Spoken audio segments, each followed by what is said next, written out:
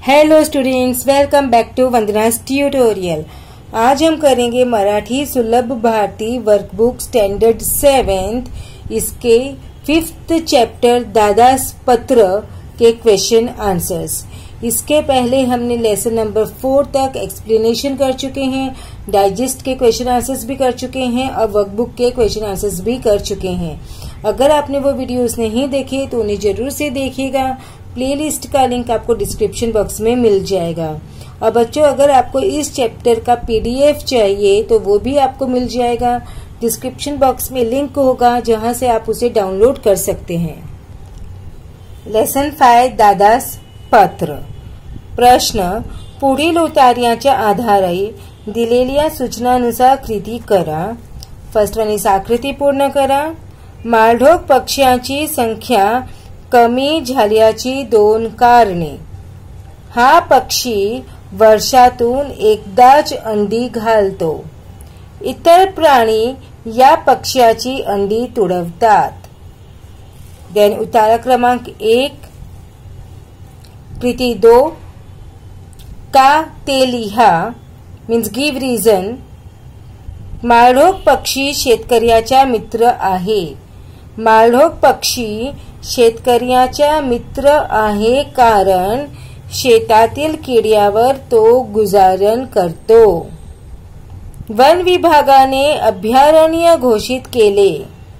माळढोक या अत्यंत देखण्या पक्ष्याला वाचवण्यासाठी वन विभागाने हे अभयारण्य घोषित केले।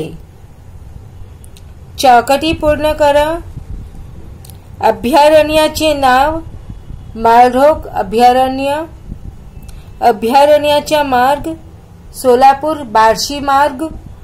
अभयारण्याच्या जवळचे गाव नानच। स्वमत, तुमचा आवडता पक्षी कोणता? का ते लिहा। माझा आवडता पक्षी मोर आहे। मोर हा पक्षी खूप सुंदर आहे। पावसात रानामध्ये मोर नाच करतो। तो आपल्या पिसारा पंख्यासारखा फुलवतो। मोराचे पीस हिरवे असते आणि मध्ये निळा डोळा असतो। त्याच्या डोक्यावर तुरा असतो। पिसारा फुलवून नाचणारा मोर अतिशय सुंदर दिसतो। मोराच्या आवाजाला केकारव म्हणतात।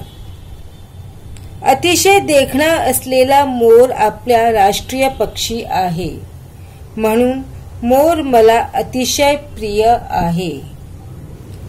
प्रश्न उत्तर क्रमांक 2, कोण ते लिहा। संतुलित पर्यावरणाचा अविभाज्य घटक पक्षी। आयशाला आठवण आलेला भाऊ दादा।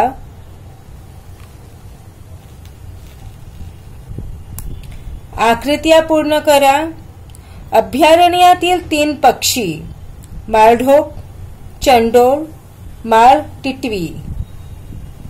संतुलित पर्यावरणात पक्ष्याची प्रमुख भूमिका प्रदूषण टाळणे, बियाचं वहन करणे।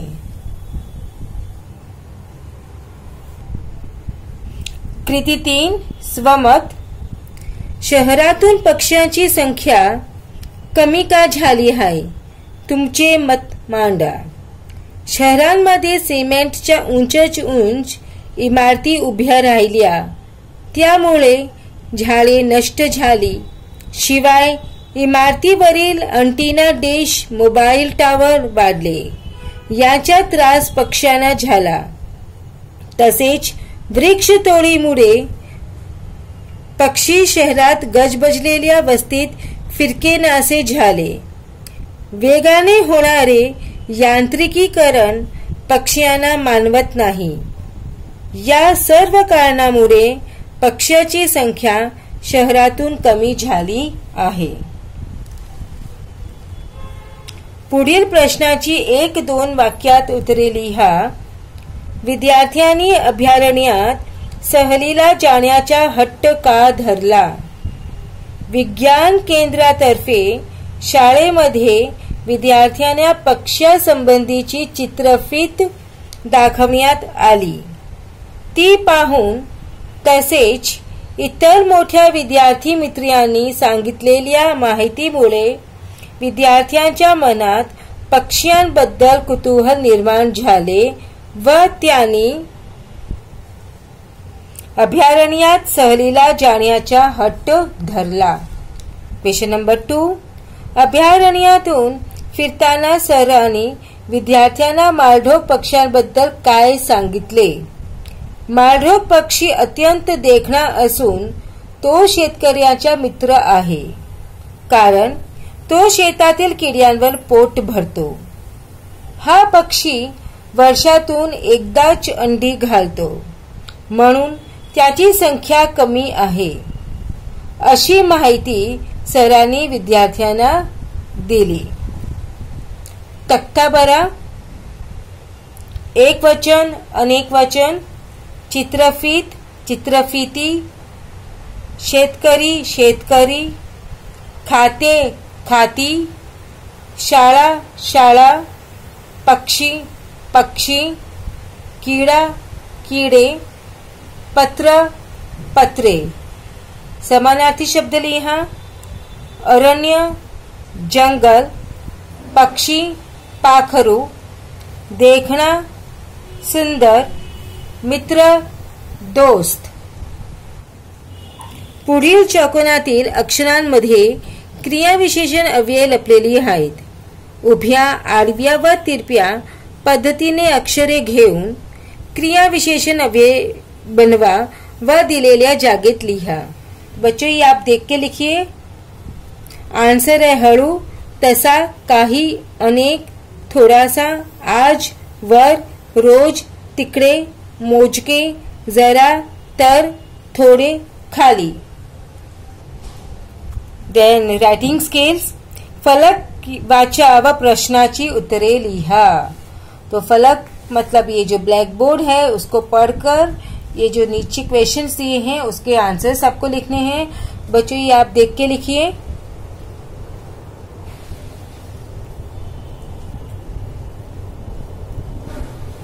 देन माहिती घेण्यासाठी किंवा देण्यासाठी अनेक साधने वापरली जातात.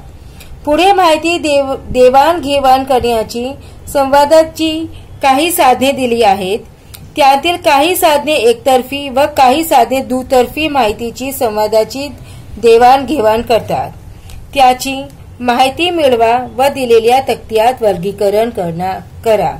मतलब क्या है बच्चों इस क्वेश्चन का कि जो हमारे जो कम्युनिकेशन मीडियम है जिससे हम कम्युनिकेट करते हैं, एक ऐसा होता है कि जिस पर सिर्फ हम इंफॉर्मेशन दे सकते हैं. मतलब हमारी जो बातचीत है वो नहीं होती, वो दो तरफा बातचीत नहीं होती. जैसे हमने समाचार पत्र पे इंफॉर्मेशन दे दिया, लेकिन हम उनको वापस से रिस्पॉन्ड नहीं कर सकते, तो वो एक तरफा होता है. और जब हम टेलीफोन पे बात करते हैं तो दोनों तरफ बातचीत होती है, तो वो क्या होता है, दो तरफा होता है. तो इसी तरह हमको इसको क्लासिफिकेशन करना है. एक तरफी माहितीची संवादाची साधने आणि दुतर्फी माहितीची संवादाची साधने.